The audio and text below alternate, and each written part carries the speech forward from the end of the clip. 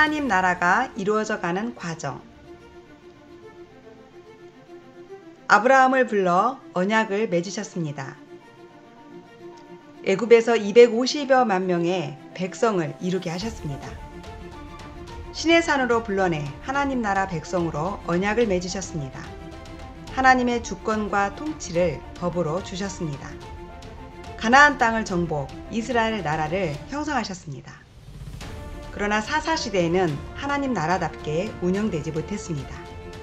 이제 사사 대신 왕정을 허락하시고 다윗을 왕으로 세우십니다.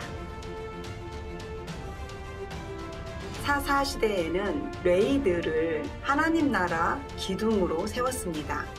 이스라엘 48개 성읍으로 흩어져서 하나님 나라 백성들이 율법 안에서 행복하게 살도록 보살펴야 했습니다. 이를 바탕으로 제사장이 제 역할을 하고 사사들은 나라를 잘 다스려야 했습니다. 부모가 하나님 앞에 바로 설 때 아무래도 자녀들이 가정에서 하나님 나라에 속해 살게 되는 것과 비슷한 원리입니다. 그것이 레위들을 통해 운영하려 했던 하나님 나라의 모습이었습니다. 하지만 레위들이 타락합니다. 하나님 나라가 희미해졌습니다. 이제 사사시대는 저물어 갑니다. 사사시대의 해넘이와 왕정시대의 해돋이, 그 과도기에 사무엘이 서 있었습니다. 사무엘은 제사장과 선지자, 그리고 사사까지 3중 역할자였습니다. 하나님이 다스리는 신정 정치의 모습을 보여준 인물입니다. 사사가 주도하던 시대에 하나님은 백성들의 바램대로 왕을 세워 나라를 다스리기로 했습니다.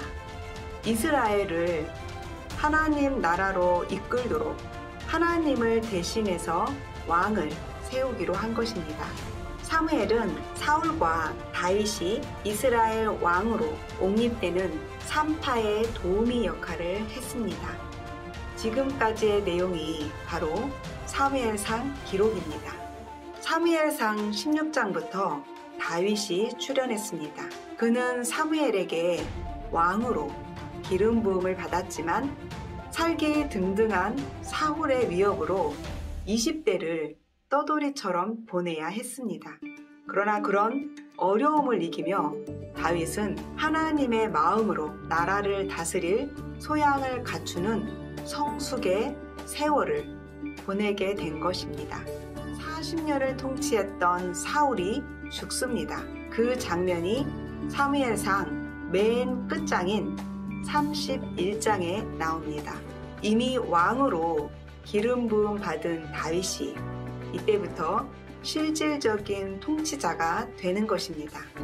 그래서 사무엘하 첫 시작은 사울이 죽은 후에로 시작됩니다.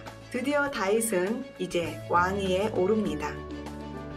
처음에는 유다 지파의 왕이었습니다. 이스라엘 전체를 통일해 왕이 된 것은 그가 30살 때였습니다.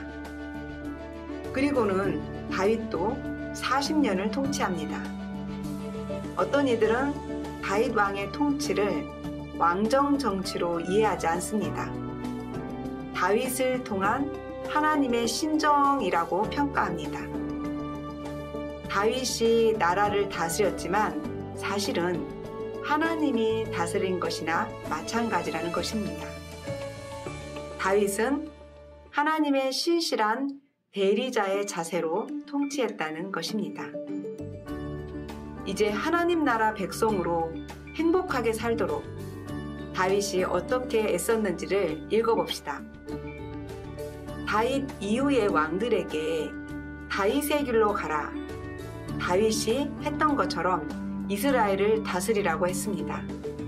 다윗의 통치가 어땠길래 그토록 인정받게 되었을까? 사무엘상을 읽을 때 그랬던 것처럼 사무엘하도 다윗이 처한 상황 속에서 노래한 시편을 함께 감상할 것입니다.